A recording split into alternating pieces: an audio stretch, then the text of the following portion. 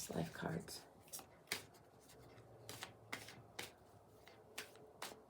Give me your name one more time. Michelle. Spelled traditionally? Yes. Okay.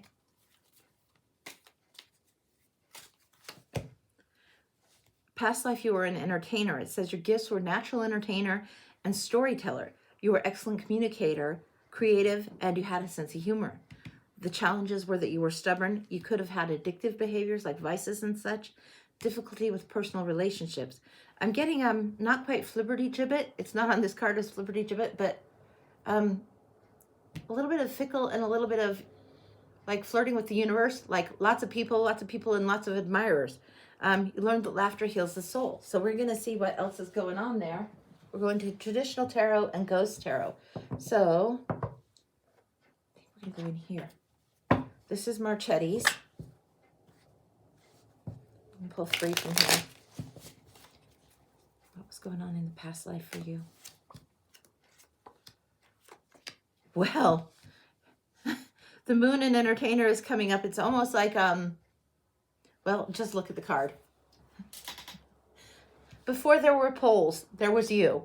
And this was entertaining. This was you perhaps singing, dancing. And I think if you were in Old West, it'd be saloon girl. Modern day, it might be stripper girl or entertainer. This reminds me of burlesque, but in the way back. Way back. You have the coins. This is like the rich people would come to see you. And then the high priestess. You always held back a little for your own. It wasn't that it was a bad thing, but you had your own secrets, your own mysteries, and you liked to keep it that way. You didn't reveal too much, although you exposed plenty. I don't know if you can see those. But yeah, it was like your heart was just your own for the most part. I don't think you had an absence of people that admired you, but I think you were not wanting to get hurt as far as love goes. Now let's look a little bit further. Where's my steampunk deck? There we go. Yeah, this makes me think Italian, maybe Venice, Italy, that kind of era, maybe Renaissance type of thing. Entertainer, singer. You may have even posed for artists at one point, but mostly entertainer, a little bit of the dare to bear type of element. She put wow with some laughing emojis like, whoa. Yeah. Yeah. Cool, she put. 2 of Pentacles, the moon, 8 of Cups, and the devil. Okay, reference again to the vices by the devil. Stubborn behaviors, addictive things. 2 of Pentacles. I think you were juggling things a lot, whether it was juggling men opportunities or sometimes juggling vices and how much the work and play element would be in there. I think you took your play to work a lot, but I don't know that you turned off easily and well. I think you were on almost all the time and it was hard for you.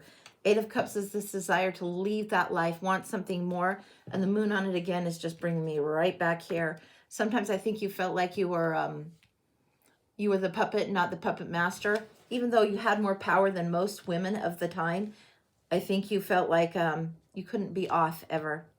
It's modern days we would call it like the starlet, when she's always having to be perfect for the paparazzi, that kind of thing. Except for it was back then, and so the people that would come and see you, primarily men who you would entertain, and perhaps mostly wealthy merchants, it was like you always needed to be on. Like you'd rather run into an ex-husband than go out without your hair done. That kind of energy going on. Now let's see what else we got. We're going to the ghost deck. You know I like that one for this. Okay. What was the challenges back then? So we know the occupation fairly well. The challenges say you were stubborn. You could have had addictive behaviors. Yeah.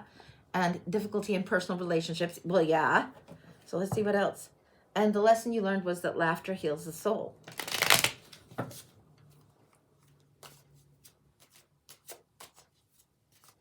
I'm almost feeling like there's a bit of the educator in there too. Give me a second. 7 of Coins. 3 of Swords. She put love the ghost cards. Yeah, I'll have them closer up. We have the 7 of Coins where you were evaluating things. I think you knew that beauty fades over time, although you had more of an extended time of it than people would consider the shelf life for Hollywood people now. You knew that heartache happened. So I think you had a heartache. either early on in this life or perhaps in the one previous to this, but you weren't risking your heart much at all. You have the Knight of Wands and also the Nine of Wands. Yeah. It's like you stood strong for a certain somebody and heartbreak happened. And then you do have the Educator here. This is interesting. I was getting that there's a sense of educator, a sense of knowing stuff where you were teaching. And I think in this card, it's showing that. This is usually people go for higher education, more established education. I think you helped women who wanted that career, wanted that type of occupation, learn their craft. Then the 10 of Coins. This is where, yeah, there was support and you were supportive of others. It feels like you had support also from the backstop on this. This is your way of doing life back then, and there was like no harm, no foul. You were definitely an entertainer.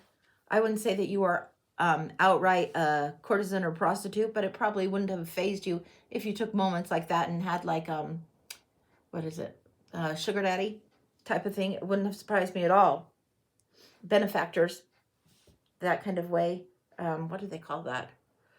In the courts, there's a name for it, but I'm not sure what that is besides what I've said. I don't know what the name is that.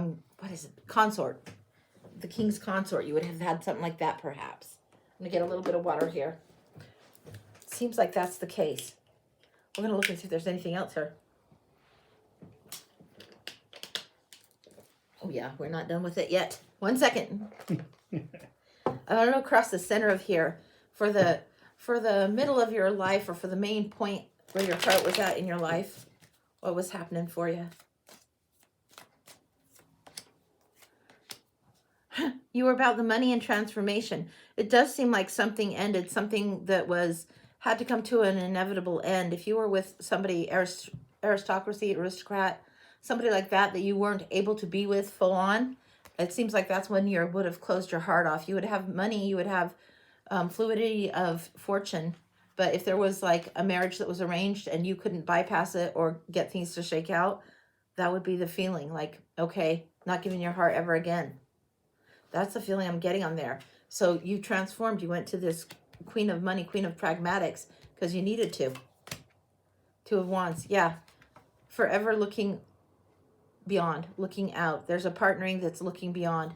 I don't even think you ceased your relationship over time, perhaps, but I think this person, whoever the wealthy one was that withheld, is what messed with your head, and you had lots of other merchants come and kind of take care of things. Anything else? Were you happy in this life? I think eventually you were. You had healing water, second chances, hope, all of that. Wishes coming true. Eventually you got to that point where you could look back and be happy about it. Now, this wasn't a life that lived like till 80, 90. No. This was probably a shorter period of time, a shorter life, maybe mid-40s to 50 is when things ended for you.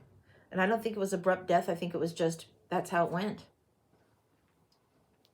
Yeah, I think the healing waters eventually came. So that's an interesting one. That's what I'm getting. Wow. Good Who deal. knew? Yeah, I like that one. It's interesting. A little bit spicy. But yeah, good. Right on. Good. Yeah. Love past life reads. Me too. They're fun.